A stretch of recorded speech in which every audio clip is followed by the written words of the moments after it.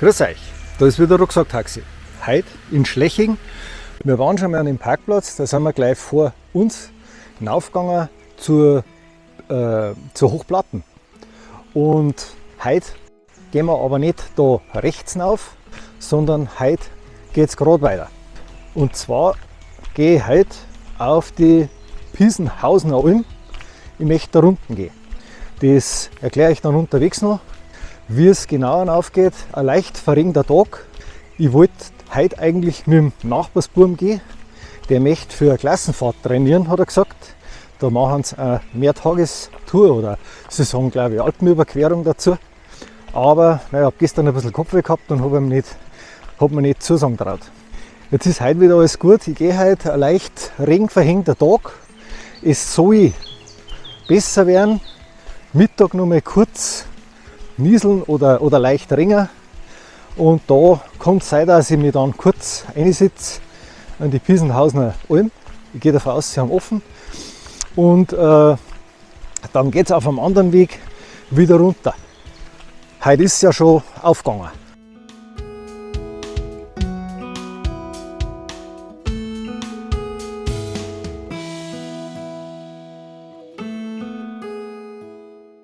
Nochmal ein bisschen was zur Piesenhausener Alm. Die ist bei mir komischerweise ein bisschen unterm Radar gelaufen. Ich bin oft im Winter vorbeigegangen, aber ich war noch nie oben, bis es geöffnet hat. Und da war vor ein paar Jahren, das heißt, es ist schon ein schönes paar Jahre her, die Theresa an, eine Nachbarin von mir. Und ich habe es nicht mitgekriegt, sonst hätte ich es bestimmt einmal besucht. Mein alljährlicher Appell an die Kräuterhexen unter euch, das sind Maispitzen von einer Fichten. Da kann man Sirup draus machen. Ganz viel Vitamin C ist eine Zeit lang durch den Bayern 3 gegangen und da wird das bekannt und auf einmal fängt ja jeder Samen an. Wenn es geht, nicht von einem gesunden jungen Baum, bloß weil man leicht hinlangen kann. Außerdem muss man einen Bauern fragen, ob man darf, weil so ein Maispitzen, da steckt die ganze Energie fürs nächste Jahr drin. Die neue Verästelung. Das kostet einem Baum 4 Jahre, bis er die Steine repariert hat, wo man es abgerissen hat, die Maispitzen. Also vielleicht schauen, ob man einen Abbruch an Ast findet, weil wenn es da dran sind, sind die nicht schlechter.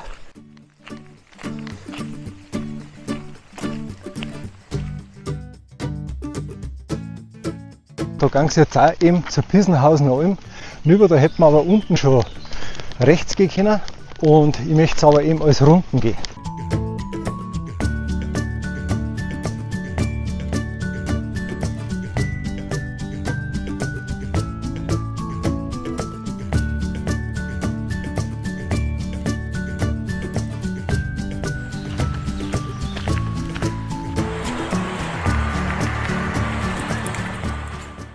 Wir sind auf knapp 740 Meter Meereshöhe und da gehe ich jetzt rechts weg. Das ist ein bisschen ein schmaler Straßerl. Da heißt es zur Kantenwand und zur Steinbergalm. Und über die möchte ich heute raufgehen. Da ist dann aber der oberste Teil, ist ein Steig, sage ich mal, also T2. Schaut so aus, als ob da zeitweise gesperrt ist. Mal schauen, was da los ist, weil es ist irgendwo ein Wild- und Waldschongebiet eingetragen. Das ist jetzt wieder offen. Ja, genau, Wildschutz. Und das ist, glaube ich, sogar dann durch das Tor gesichert.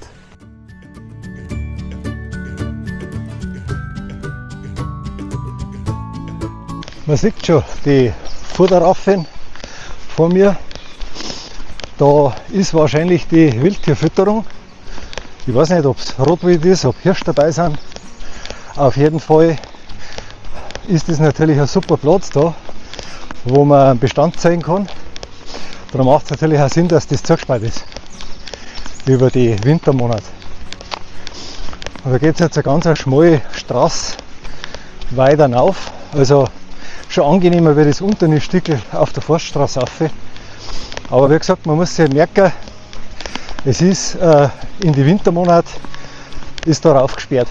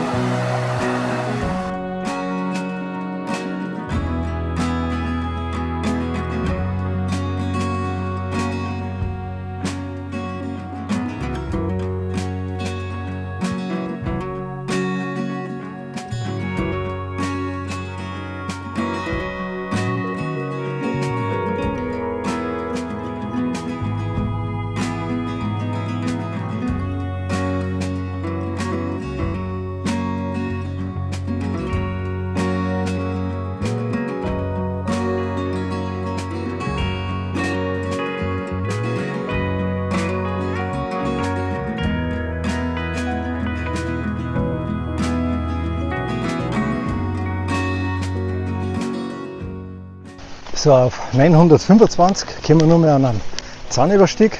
Da heißt es wieder Achtung Weidetiere.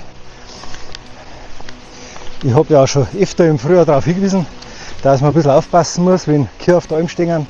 Und das ist halt ab jetzt wieder Almgelände.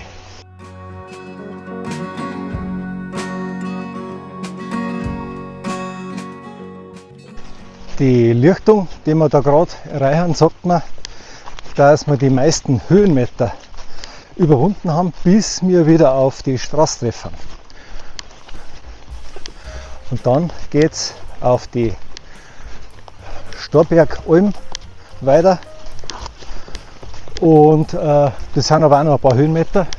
Vor allem sieht man von da schon auf zur Kampenwand.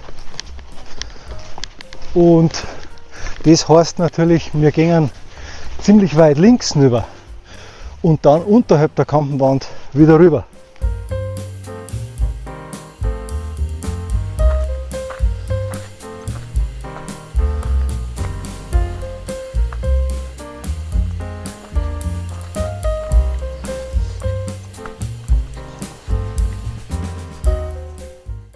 Unser Abkürzer ist beendet. Wir sind jetzt wieder auf der Forststraße, die wir unten verlassen haben, die zur Storbergalm hinaufführt.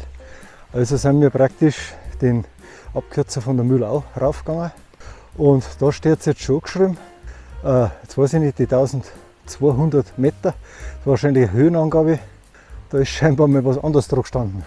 Was heute schon wieder faszinierend ist, das ist das unterschiedliche Grün im Frühjahr. Der Nebel schleicht noch ein bisschen rum, aber heute geht es ganz langsam mit dem Hellerwerden und ich hoffe, dass der Regen, der Mittag kommen hätte sollen, vielleicht vergisst er, was er vorgehabt hat.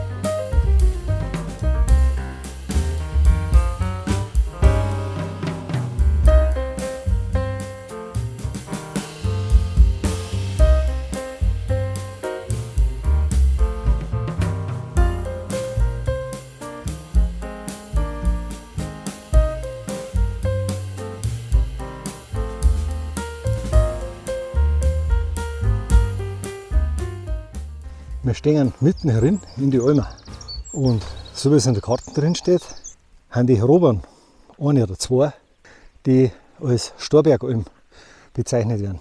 Schönes Almkreuz haben sie da. Da stehen schon ein paar Hütten beieinander. Ein Bauer ist herum, der hat mich schon überhaupt beim Raufgehen. Der meine, ich werde herrichten, wenn auch die Viecher wieder raufkommen. Ja, das ist, glaube ich, wirklich eine von den kleinsten Almen, die ich bis jetzt gesehen habe. Das darf halt genau ein Zimmer sein. Habe ich auch schon lange nicht mehr gesehen. Da ist das Blumsklo daneben bald genauso groß. Und da sehen wir auf zur Kampenwand Tourismusecken.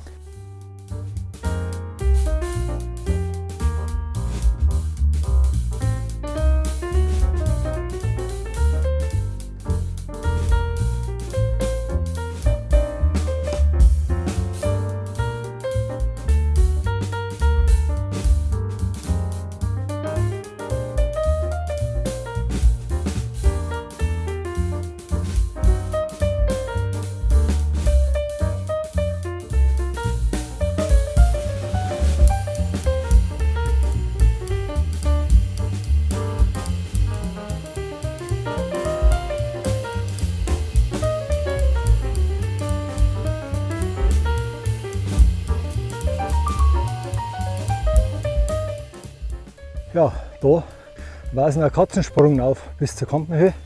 Und wie ich schon gekündigt habe, gingen wir ab jetzt ein Teilstück von meiner Kampenwand Umrundung.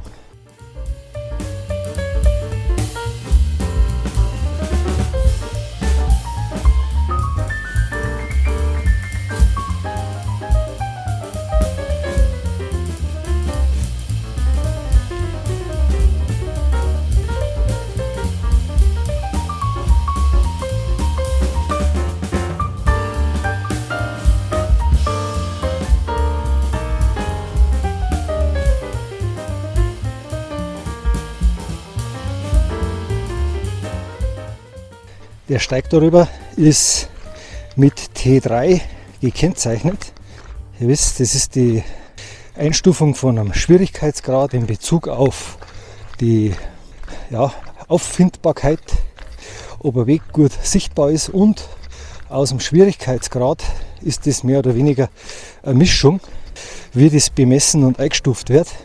Ein bisschen genauer versuche ich das zu unterteilen, nicht von 1 bis 5, sondern von 1 bis 10 in meiner Liste Touren von Rucksackt-Taxi. Ich blende euch den QR-Code nur mehr ein. Einscannen, glücklich werden, sage ich mal. Gell? Es ist nämlich so, da findet ihr viel mehr Infos zur Tour, als was ich da unterwegs erzählen kann. Und es stehen auch markante Abbiegepunkte mit Höhenangaben drin. Einige von euch werden es sicher schon mal angeschaut haben, andere kann ich es nur empfehlen. Ich stecke da sehr viel Arbeit rein, dass ich neue Touren wieder zeitnah da einpflege in das Ganze. Und der entscheidende Vorteil ist ja die Sortierbarkeit, wo man eben schauen kann, die Tour, die du vielleicht schon kennst und bei mir gesehen hast, die kann man ja dann vergleichen mit einer, die du vielleicht noch nicht gegangen bist und die du gern machen möchtest.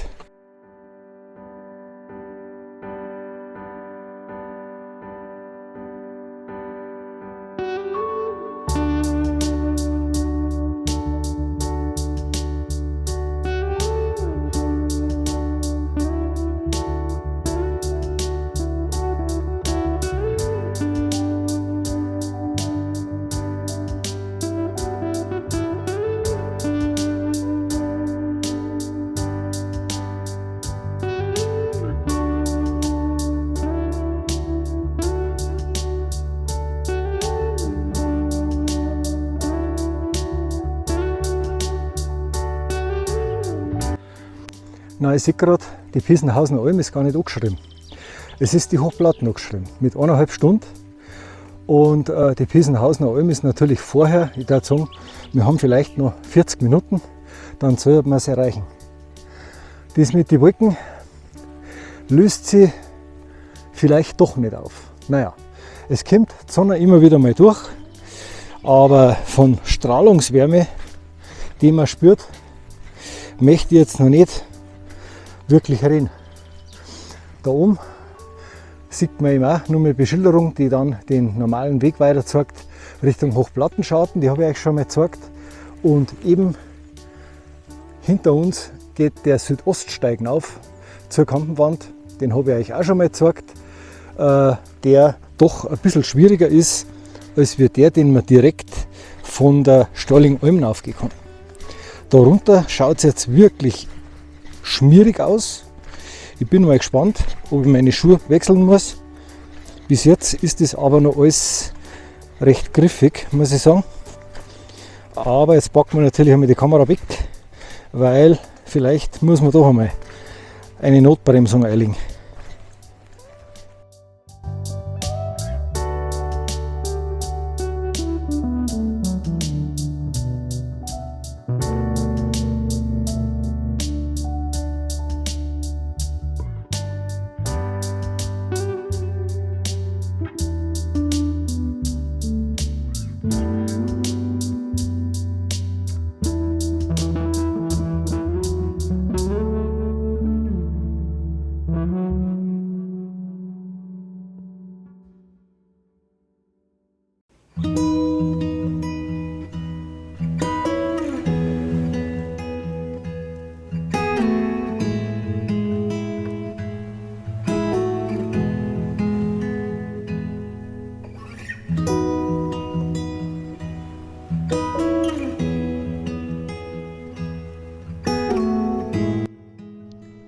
Die Kampenwand haben wir jetzt schon deutlich hinter uns lassen. Und man sieht, die Bewölkung, naja, von wegen richtig schwächer werden, kann man jetzt nicht reden. Wir sind jetzt auf 1450 Meter und ab jetzt geht es eher bergab. Der lange Steig darüber, also das zweite Drittel, kann man sagen, von unserer Tour, haben wir hinter uns, vor uns die Hochplatten, Die kann man natürlich, wenn man mag, noch mitnehmen. Aber wie gesagt, heute, das ist ein 14 Kilometer Runden oder 14,5 oder so. Und haben gute 800 Höhenmeter. Und wir sehen das erste Mal runter auf die Piesenhausener Alm. Die Fahne hängt heraus. Es schaut so aus, als würde ich eine halbe Bier kriegen. Die kann ich heute wirklich vertragen. Jetzt erzähle ich einmal was. Wenn noch einmal einer sagt, unser Wetterbericht ist gut. Es ist 19 nach 12. Und jetzt haben wir Graupelschauer. Er ist doch da, der Regen, der angesagt ist. Aber ich habe nicht mehr weit um zur Piesenhausener Alm. Und es haben von Haus aus bloß, ich glaube, 0,5 bis 1 Liter angesagt auf den Quadratmeter. Da werde ich jetzt einmal eine halbe Bier kriegen und danach wieder trocken absteigen.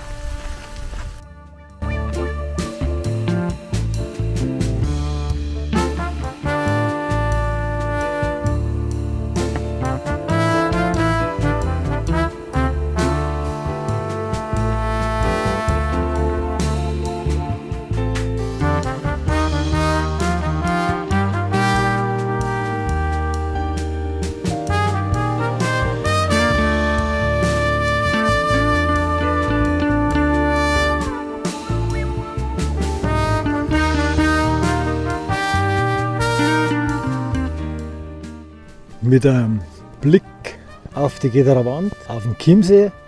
Und ihr seht es ja, jetzt kommt sogar die Sonne noch raus. Da drüben haben wir einen Friedenrad, da waren wir schon oben. Für mich geht es jetzt dann weiter Richtung Hochplatten. Und die kleine Alm, die man da drüben sieht, da muss ich jetzt noch rüber, also leicht hinaufgehen. Und dann geht es rechts runter wieder nach Schleching. Die Piesenhausener Alm, muss ich wirklich sagen, schöne Alm, gefällt mir wirklich. Ganz gemütlich heraus zum Sitzen gewesen, bis auf einen doch ein bisschen kalten Wind, muss ich sagen. Aber man hat wirklich einen gewaltigen Blick in alle Richtungen, der halt heute ein bisschen wolkenverhangen ist. Und jetzt würde ich sagen, packen wir es wieder, dann geht es wieder runter.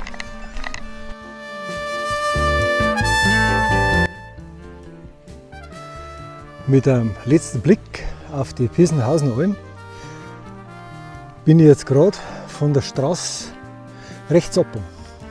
Das heißt, für uns geht es jetzt da runter. Wir sehen vor uns das kleine Almerl da. Da geht es jetzt ein Stückchen auf dem Steig. Und da muss ich aber nur mehr aufpassen. Für mich geht es dann nochmal rechts runter. Es ist nochmal beschildert. Weil das Navi zeigt mir heute schon die ganze Zeit so 30, 40 Meter neben dem Weg an. Man kann jetzt über die Oberauerbrunstalm absteigen. Den Weg habe ich euch ja schon mal gezeigt. Ich gehe jetzt aber rechts auf der 64 über den Ramsensteig, heißt der, ist mit T3 eingetragen. Den habe ich noch nicht aufgenommen, darum gehe ich den jetzt einmal runter. Schaut mal, wen wir da haben. Ein junger Alpensalamander. Und natürlich ist er genau auf dem Weg unterwegs, wo ich gerade runtergehe. Ich habe ihn noch rechtzeitig gesehen. Leider habe ich auch schon mal einen gesehen. Weidlaner, der war wirklich zusammentreten. Also nicht ein Radlfahrer. Oder wie ich jetzt gesagt habe, naja, der Bergläufer ist halt einfach schneller dran. Der merkt es vielleicht zu spät. Nein, der war von einem Bergschuh zusammentreten und das war einer von uns Wanderer. Sowas finde ich extrem peinlich und unnütz. Also, sie sind unterwegs, es hat geregnet. Das ist ein Milieu, ist immens kühl und feucht. Und ich finde es einfach schade, wenn man da nicht ein bisschen aufpasst. Sowas darf man nicht übersehen. Bei uns haben sie eigentlich noch nicht vom Aussterben bedroht. Aber wer weiß, wie lange es dauert, weil Trockenheit ist ganz sicher nicht einer Freund.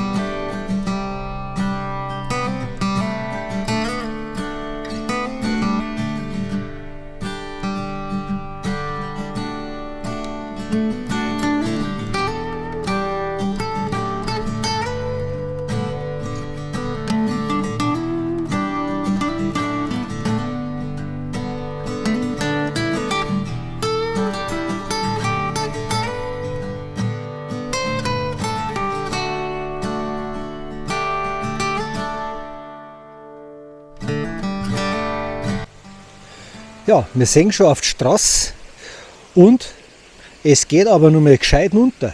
Also der steigt da runter, der hat es echt in sich, muss ich sagen. Macht es nicht, wenn ihr euch in sowas nicht wohlfühlt, weil ich weiß, ich beherrsche das, ich werde jetzt die Stückerl da auch noch fehlerfrei runterkommen und über den kleinen Bach drüber und schon bin ich auf der anderen Seite. Aber also da haben Steine drin, wie mit dem Stückel Seil, was da fällt, das macht so mancher nicht freiwillig. Und dann auch mit einer großen Unsicherheit. Also ich kann jetzt da runtergehen, ich habe die Kamera in der Hand, vielleicht zeigt es nicht immer genau dahin, wo es optimal ist. Und jetzt da werde ich es weglegen, weil da ist überhaupt kein Tritt mehr da. Da muss ich jetzt auch selber schauen, dass ich mir an den Baum ein bisschen festhalte.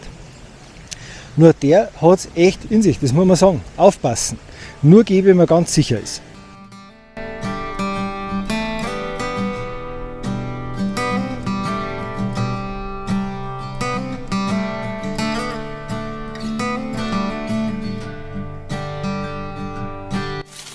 Ich verabschiede mich wieder und sage danke fürs Zuschauen. Vergesst bitte nicht, den Kanal zu abonnieren und viel Spaß beim Nachwandern.